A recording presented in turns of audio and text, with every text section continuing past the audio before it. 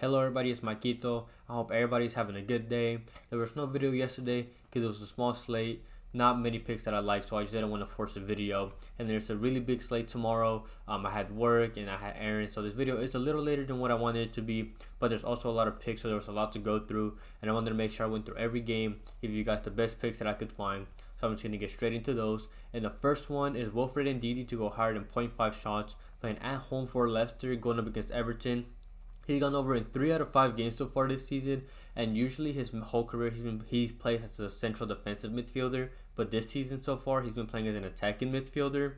He's been doing well. In 5 games so far, he's had 4 goals and assists, so I don't expect that to change. I still expect him to play in that center attacking mid position, and we just need him to take one shot. Last season in the championship, he went from averaging 0.9 shots away, so he averaged basically 1 away, but that jumped all the way to 1.7 at home, so he takes more shots at home than he does away, which is where he is playing now.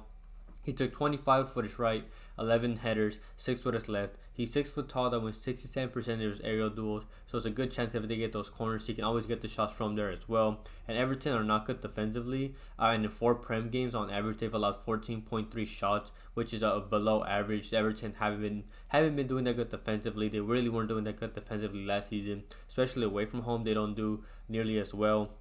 They're weak at allowing long shots. They're weak at defending the wings. They're weak at defending possession. So Ndidi could take that long shot given the chance, because he will take those, so he can get one there. And because Leicester's going to have at least 50% of the ball, another good chance for him of just being in the box, getting a header, or just taking the shot. And I think for him to get 1 to go over 0.5, I just think it's too low of a mark. It's a good matchup.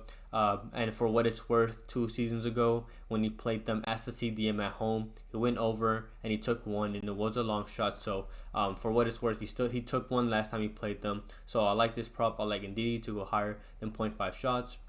My next prop is Kulusevski to go higher than 1.5 shots, playing at home for Spurs, going up against Brentford. He's gone over in 2 out of 3 starts so far. He had 2 away against Newcastle. He had 3 at home against Arsenal. So he's been doing good in good defensive matchups. And when he played Brentford twice last season and went over in both of those games, he had 3 shots and 2 shots, which is what we need. We just need to take 2. And in those 2 games, Tottenham took 18 and 19 shots, so they take a lot of shots. And the reason for that, first of all, Brentford have allowed 17.3 shots on average this season, and it's because they give their opponents a lot of the possession. They try to rely on their counterattacks and just try to play off of that. And you can't do that with the team against Tottenham, because they like to play possession, and if you give them the opportunities, they're going to keep shooting. And especially for a player like Kulusevski that likes to take those long shots, this season he's taken 3 from inside, 2 from outside. So he plays on the right. He's been playing more as a midfielder, but he still takes those long shots because he can cut in from the right to his left and just take those shots. He's quick, he's a good dribbler as well, and Brentford are weak against skillers and not allowing long shots, which is just a perfect matchup for Kulusevski. He has good history against them, and Brentford aren't a good defensive team. They allow a lot of shots, so I like Kulusevski to go higher than 1.5 shots.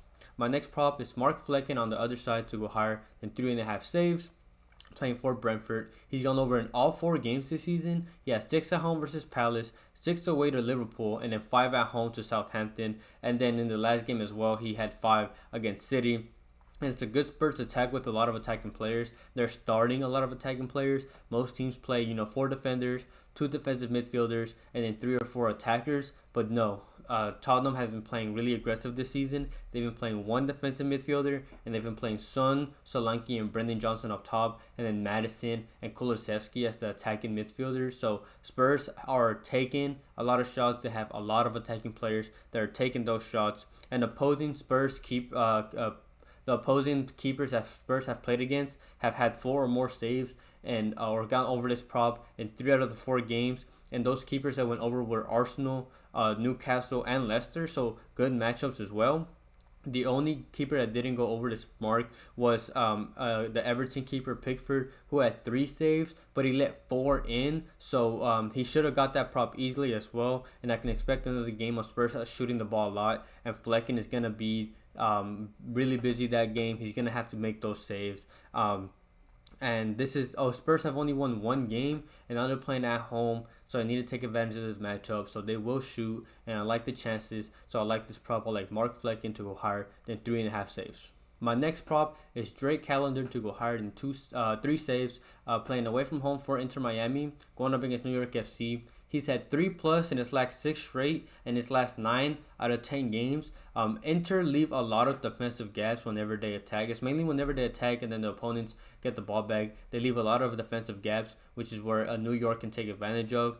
Inter Miami allow 14.6 shots on average, and New York are good at those counterattacks, like I mentioned, which is where Inter Miami lag. They're weak at defending the counterattacks because they leave a lot of defensive gaps whenever they go up to attack. And it's also because they have a lot of older players like Messi and Suarez, so don't help as much on defense because they're older. So it is a good matchup for New York because they're good at taking those counterattacks. And New York go from taking 11 shots, 3.5 of those being on target away from home, all the way to 16.8 shots at home, taking 6.1 on target. So that's a really big gap. And if they take those 6 shots on target, Callender for sure gets 3 of those because New York are not good. While they do take a lot of shots and they make them on target at home, they're not good at finishing those chances, and Callender's going to be there and he can make at least those 3 saves. He's been consistent in all these games. He has saved 70.7% of the shots he's faced on target, which is really good, especially considering the amount of shots he's faced. So at 3.0, I think it's a good prop. I think it's a steal as well to get Callender to go higher than 3 saves. My next prop is Pierluigi Gollini to go higher than 2.5 saves, playing away from home for Genoa, going up against Venezia. He's gone over in 2 out of 4 games. He had 5 against Inter, 4 against Roma, and then the ones that he went under was against lower attacks, with 2 against Monza and 1 against Verona. And the 1 against Verona, he allowed 2 goals, so he should have made those saves as well.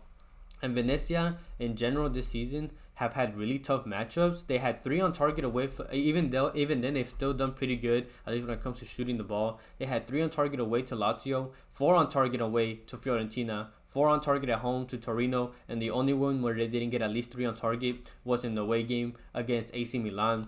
And Venezia attempt a lot of through balls, which is where Genoa tend to be weaker at, defending those through balls. So another good matchup in which Venezia could try to take advantage of. This is their best matchup so far this season. Like I said, they've had 4 really tough defensive matchups, and they're yet to win.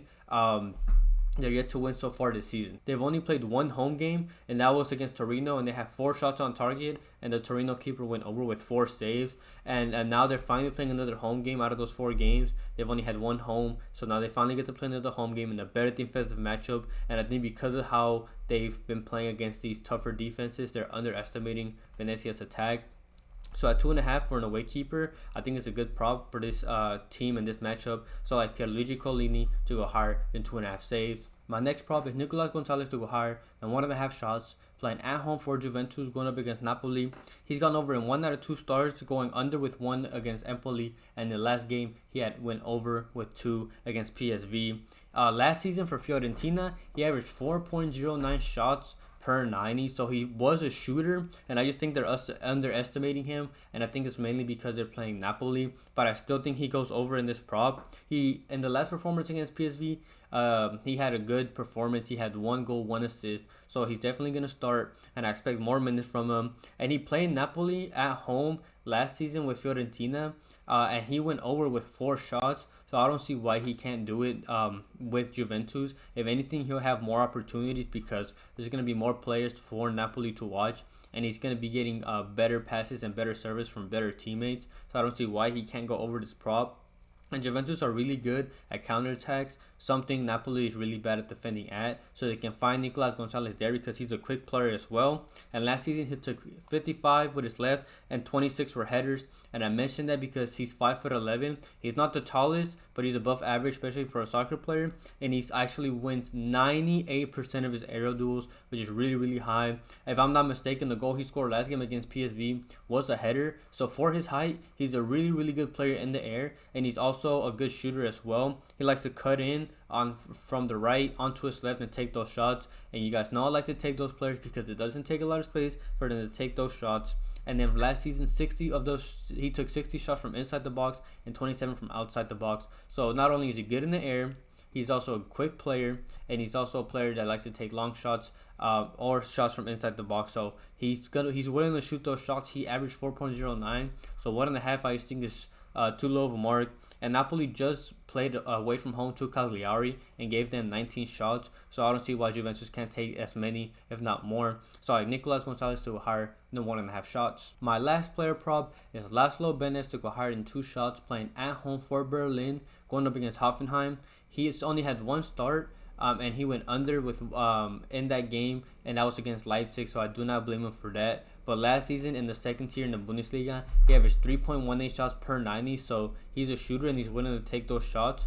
In that league, he took 41 from outside the box and 40 from inside, so half of his shots, a little over half of his shots, are from outside the box, so he's willing to take those shots, which is what we like. And I mentioned that because Hoffenheim, in their games that they've played so far, and when it comes to the amount of shots they've allowed, Kiel, who is the worst team in the Bundesliga so far, worst attack so far in the Bundesliga, played away from home to Hoffenheim and gave them 17 shots. They played Frankfurt at home, gave them 18 shots, and then they played Leverkusen away, gave them 20 shots. So they allow a lot of shots even against bad attacking teams. So Berlin is going to take advantage of the matchup, and especially Benes.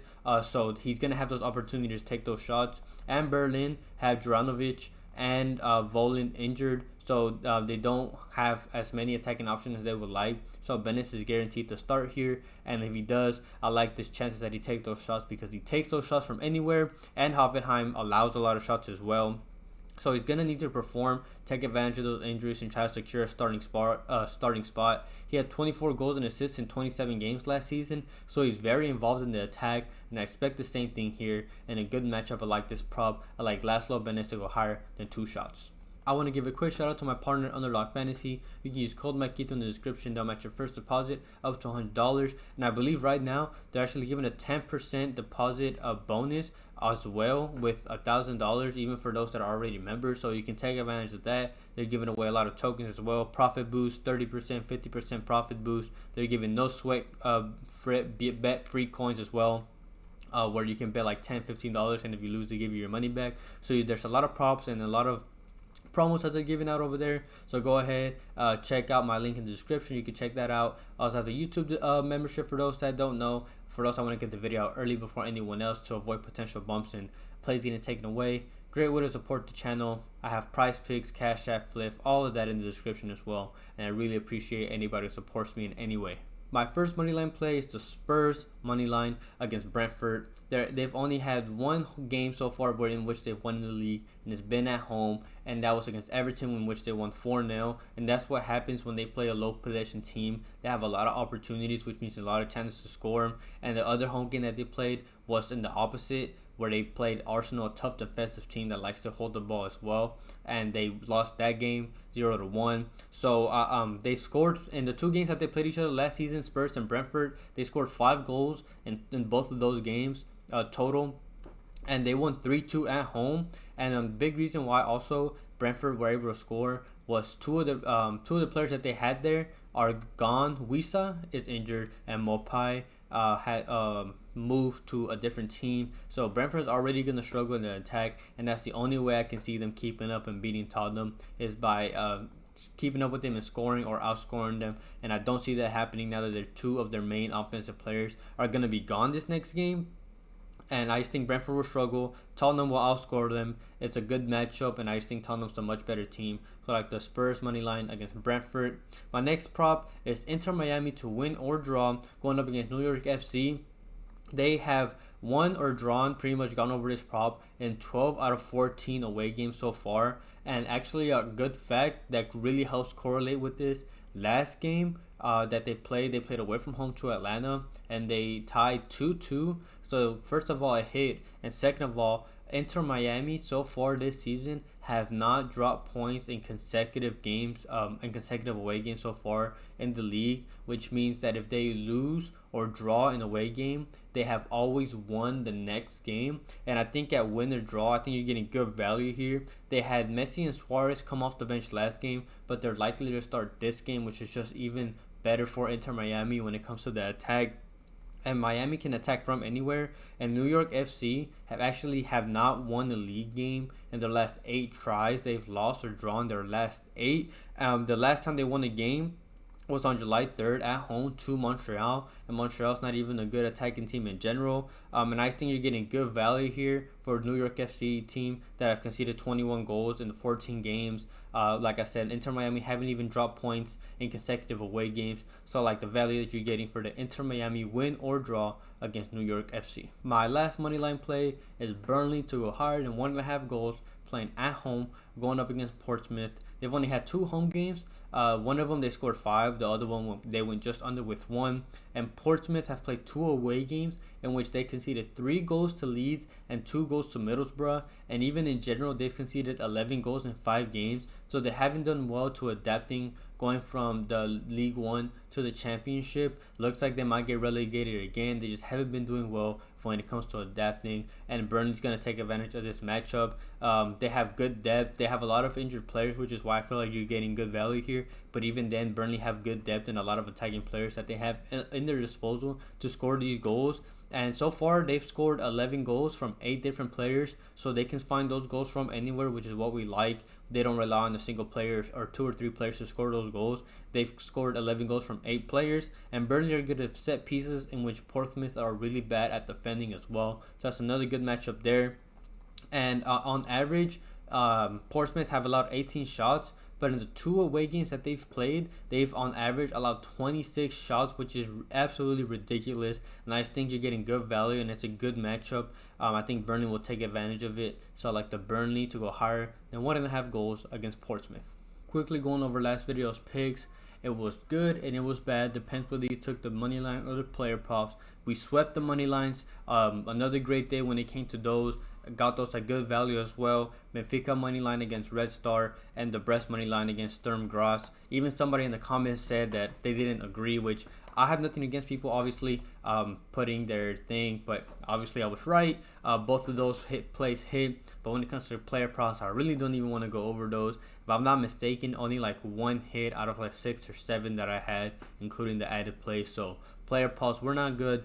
Money lines were great. Hopefully I could do a lot better and the big slate tomorrow. And as always, if I do have any added plays, I will drop them in the pinned comment in the description of the video, usually around an hour to 30 minutes before the game start, because teams rotate players. Just for some reason they make some decisions to not play some players, so matchups change, lines change. I also have the free Discord in the description as well. Yes, it's free for those that want to join. It's just where players, people talk about their lines they like. Just advice. People play their slips in there as well. So if you want to join, link is in the description as well. But other than that, I hope everybody has a good night, a good day, and we can cash out tomorrow.